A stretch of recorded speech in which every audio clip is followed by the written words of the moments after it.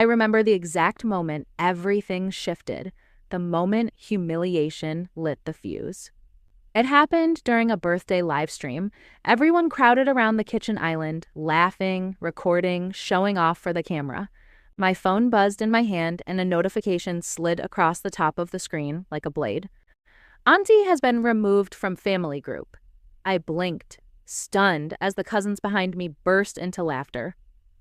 Finally, one of them snorted, loud enough for the mic to catch. Time to keep the old woman quiet.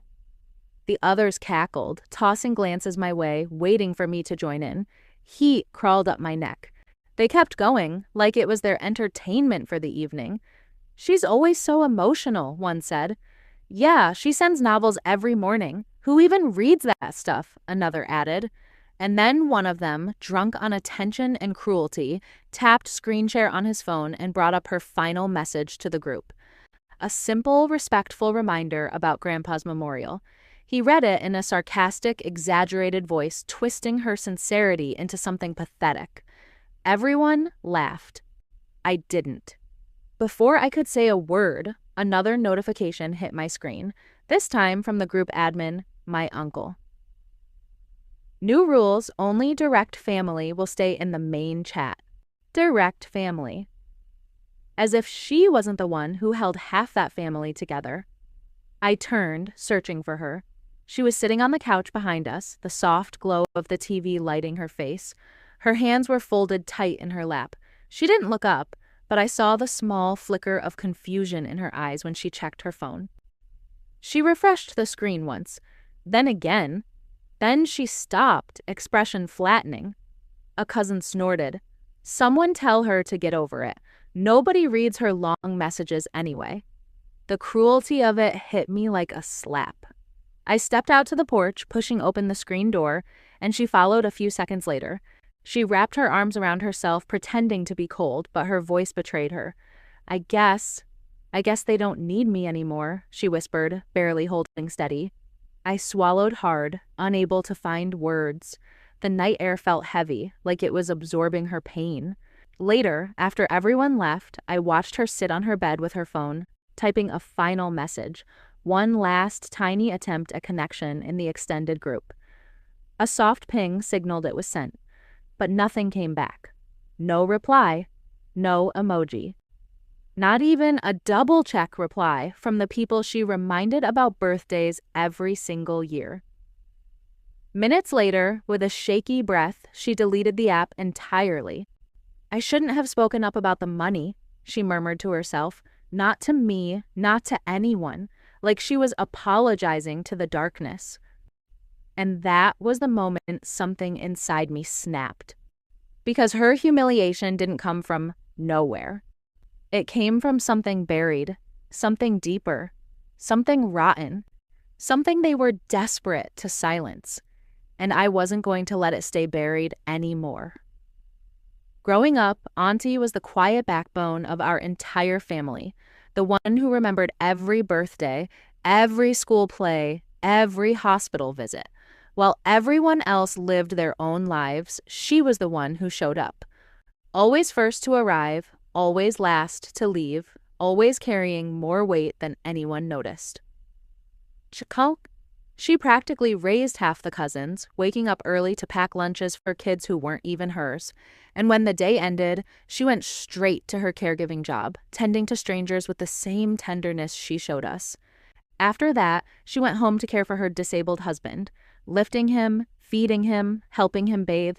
She lived a life of constant service, yet never once did she complain. People took advantage of that. They always had. I remembered hearing older relatives talk about her behind closed doors, their voices low and dismissive. She's too soft, one would mutter. She trusts too easily. She doesn't understand money. As if kindness was a flaw, as if patience made her stupid. Before Grandma passed, Auntie had been the executor of her small property. She handled everything with careful transparency, receipts, notes, meetings. She honored every detail Grandma asked for. But the moment Grandma was gone, her brothers closed ranks around each other and pushed her out. She's mentally overwhelmed, they told the lawyer. She gets emotional. This is too much responsibility for her. I still remember her face that day, how she folded her hands in her lap and stayed silent, even though everyone in the room knew she'd kept that house running for years. It wasn't the first time she'd been stripped of dignity. Years earlier, there was a family meeting about a fundraiser she'd organized, one that had actually helped a cousin recover from an accident. But they accused her of mismanaging it, of losing money, of being careless. She hadn't lost a cent. She kept every receipt, every bank slip, every transaction in a neatly labeled binder. She brought it to the meeting, laid it on the table, and waited for someone, anyone, to open it. No one did. They just moved on, leaving her sitting there with her evidence untouched. Later that night, after everyone left and the house fell quiet, she told me something I've never forgotten. "Being ignored hurts more than being insulted," she whispered. "Insults at least mean someone sees you. Silence makes you feel invisible." The WhatsApp removal wasn't just a petty act. It was the final cut on top of wounds that had never healed. Because I knew now, she'd been trying to warn them. She had shown me screenshots weeks earlier, her hands trembling as she held her phone. "Something's wrong with Grandpa's medical fund," she whispered. "Money is going missing. I think someone's taking it." But she was too scared to confront anyone. She didn't want another room full of people dismissing her. She didn't want them calling her dramatic again. So she stayed quiet, hoping someone else would notice.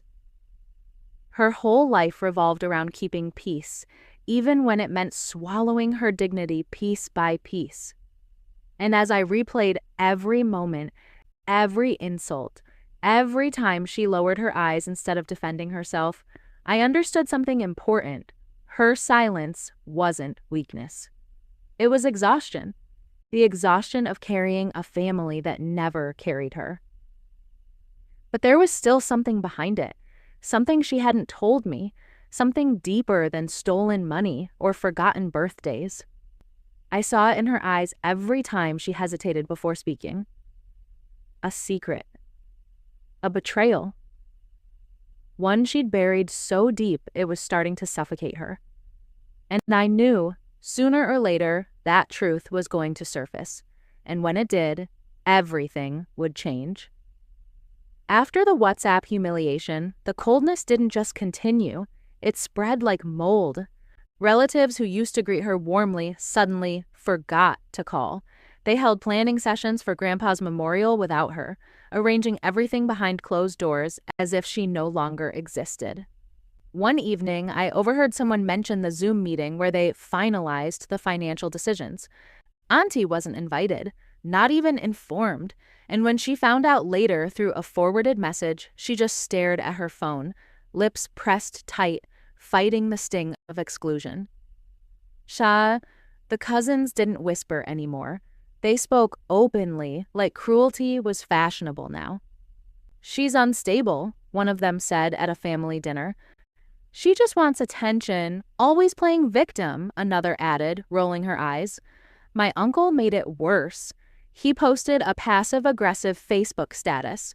"Some people need to learn boundaries and stop acting entitled to family matters." Everyone knew who he meant, including her. Aunty stopped going to church gatherings after that.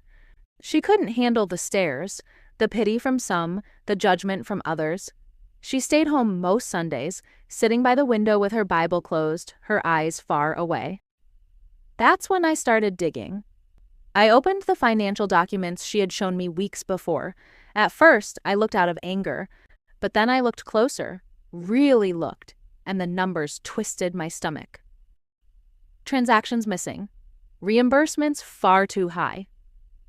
Dates that didn't match hospital visits. What? Money withdrawn in increments small enough to avoid notice, but not small enough to erase suspicion. Someone was siphoning Grandpa's medical funds. I confronted one of my cousins privately. I expected denial, shock, even anger. Instead, he smirked. "Let the adults handle it," he said. "Stop defending her. She's confused and stirring drama. I walked away before I said something I couldn't take back. When I told Aunty what I found, she panicked. She grabbed my hands and begged me not to get involved. Please, they'll only hurt you too. Just leave it alone, she whispered, eyes filling with fear. But that night, late, when she thought I was asleep, I heard her crying in the kitchen, and then she finally broke. Her voice shook as she confessed the truth. Grandpa had originally chosen her as the executor. He had signed the papers years ago, but after he fell ill, someone updated the documents. Someone replaced her with one of her brothers. My throat tightened. This wasn't family drama. This was erasure. Deliberate and calculated. The tension at home grew sharper after that. The next week, an official-looking envelope arrived, sent by my uncle's lawyer. The letter accused her of interfering with estate matters and warned her to cease all involvement immediately. She stood in the doorway reading it, her hands trembling. "Why do they hate me so much?" she whispered, voice cracking in a way that broke something inside me. I took the letter from her gently and told her what I should have said years ago. I believe you, and I'm not backing down, not this time. Word spread quickly that we were asking questions, and relatives reacted like we'd committed a crime. They whispered that she was spreading rumors and losing touch with reality. They warned others not to talk to us, turning the family into a quiet battlefield. Then one afternoon, while we were sorting through old receipts, her phone rang. She looked at the screen, and every bit of color drained from her face. Her voice cracked as she answered. "Hello?" A pause, a sharp inhale, and then her hand began to shake uncontrollably as she held the phone out to me. "Please, you take it," she whispered. "You need to hear this." The call came from Grandpa's former attorney, an older man with a gravelly voice who said he had been searching for her for months. He revealed that Grandpa had left behind a private letter addressed only to her, sealed, untouched, and never disclosed to the rest of the family. He also stated that the original documents naming her as executor were still on file, unchanged. My stomach dropped when he explained that someone had filed a duplicate executor document afterward, likely forged. Aunty collapsed into the dining chair, whispering, "I knew something felt wrong." The attorney invited us to his office, saying, "If you're ready for the truth, it's time." When we arrived, he handed her Grandpa's handwritten letter, pages filled with gratitude, love, and unwavering trust, naming her the rightful executor. She cried silently, clutching the pages like they were keeping her alive. Then he opened a thick folder, years of financial discrepancies he had raised earlier, issues her brothers had dismissed without a second thought. With every page he spread across the table, I watched the light come back into her eyes. She hadn't imagined a thing. He urged her to take legal action, assuring her the law is firmly on your side. And that was the moment everything inside her shifted. Her shoulders squared, her voice steadied, her fear evaporated. On the drive home, she whispered, "I'm done being quiet. If they want to silence me, they're about to hear me loud and clear." She asked me to help her gather every receipt, every email, every message, every document. She was ready. And for the first time, I saw a fire in her eyes that I had never seen before. The morning of the court hearing, the air was thick with tension. The entire family filed in, wearing smug expressions, confident that she would stumble, humiliate herself, and reinforce their narrative. I sat beside her, gripping her hand while she clutched Grandpa's letter in her binder like a weapon, a shield forged from years of loyalty and pain. Her lawyer stood, calm, deliberate, and began laying out timelines and financial evidence that directly contradicted every claim her brothers had made. Each slide, each document, each meticulous record made the courtroom shiver in silence. Then came the screenshots of deleted WhatsApp messages, highlighting every time she raised concerns, every attempt to speak up, every plea that had been dismissed. The room shifted uncomfortably. Whispers stuttered into silence. The forensic expert presented the updated executor document for analysis. When he revealed the signature mismatch, a collective gasp swept through the courtroom. Look, it was undeniably forged. Her brothers' faces drained of color. Their smirks vanished, replaced by panic and disbelief. But the court had not yet reached its climax. Her lawyer cued a video message from Grandpa himself, soft-spoken, deliberate, naming her as the executor and praising her unwavering loyalty. Relatives stiffened in their seats, eyes widening in shock as her brothers fidgeted, whispering frantically to their attorney, the truth unraveling in real time. Eyes, the judge then turned toward Aunty. She stood, hands trembling slightly, but her voice carried a calm, undeniable authority. She recounted years of silence.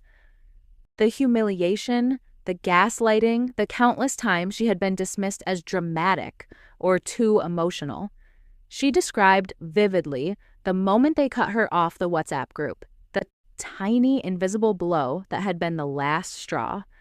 Then she opened Grandpa's private letter, and Noah. Every word echoed through the courtroom, heavy and clear, reverberating in the ears of the family who thought they had silenced her. Every sentence a declaration, truth, justice, vindication. By the end, not a single person dared meet her gaze. Shame and exposure clung to them like a second skin. The judge ruled in her favor, restoring her as the executor and initiating a formal investigation into financial misconduct. Relief washed over me as I glanced at her. Some relatives scrambled, offering half-hearted justifications, but it was too late. Her message, her voice, her truth, years suppressed, had landed the final, unignorable blow. Justice wasn't loud or cruel. It was precise, methodical, and devastating. And in that courtroom, she had finally taken back everything they tried to steal. News spread quickly through the extended family.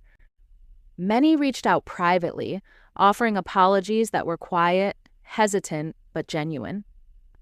Her brothers, however, avoided her entirely, their faces pale whenever she entered a room, too ashamed to meet her eyes.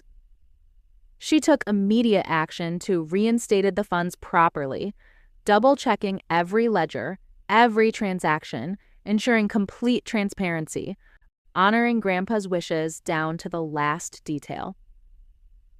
The next family gathering, she walked in with her head held high, no longer shrinking into corners, no longer afraid of whispers behind her back.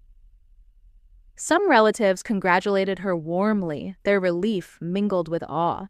Others remained silent, their shame too heavy, exposed by the court's meticulous findings. She re-downloaded WhatsApp, but this time she didn't rejoin the main family group. Instead, she created a small, trusted circle where messages mattered, and her voice would be heard without judgment. A portion of the recovered funds went to the caregiving center where she once worked, giving back to those she had always cared for, quietly and selflessly. Her laughter returned, first soft and tentative, then gradually growing into the full, bright sound I remembered from my childhood, a sound of freedom and reclaimed dignity. I noticed a subtle but powerful change. She stopped apologizing unnecessarily. She spoke with measured confidence, weighing her words, her presence undeniable. Grandpa's letter was framed and placed beside her bed, a daily reminder. My voice mattered. And for the first time in years, she slept peacefully, without fear of being misunderstood, dismissed, or silenced. Standing on her porch at dusk, I watched her water her plants with steady hands that had once trembled from humiliation, from years of being dismissed and silenced. I reflected on how a simple WhatsApp removal had become the breaking point for a lifetime of hidden injustice, a small act that revealed the true depth of her family's betrayal. Family betrayal always cuts sharper when it's wrapped in the illusion of love, and I felt that sting echoing through every moment we had endured. I thought back to the courtroom, the exact moment she read Grandpa's private letter aloud. The room fell silent. Every mocking, dismissive voice froze, trembling under the undeniable weight of truth. I recognized the power shift in that instant. She had chosen courage over silence, truth over fear. Not revenge for revenge's sake, but justice for herself, and dignity for a lifetime of service ignored. Pride welled up inside me as I watched her strength settle like armor around her. She hadn't needed to yell or fight with venom. Her voice alone had dismantled every lie. I pictured the camera in my mind, imagining the viewers listening, and I spoke in thought to them. If someone is trying to silence you, let the truth be the loudest thing you ever speak. I urged everyone to never ignore the quiet ones, those who seem small, overlooked, or dismissed. They often carry the heaviest stories, the deepest truths, and the fiercest courage. Finally, I left them with this, soft but unwavering. Remember, your worth is not up for a group vote, and sometimes the courtroom becomes the only chat where your message finally gets heard.